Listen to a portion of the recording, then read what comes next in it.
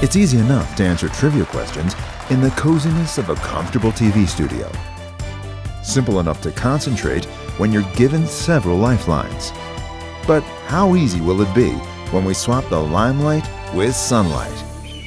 For how long could you concentrate without food or shelter? How many questions will you be able to answer correctly while enduring physical challenges at the same time?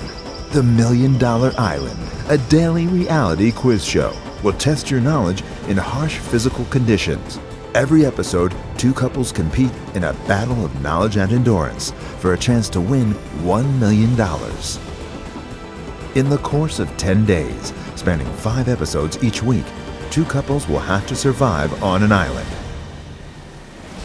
Once a day, they will answer multiple choice questions while enduring physical challenges.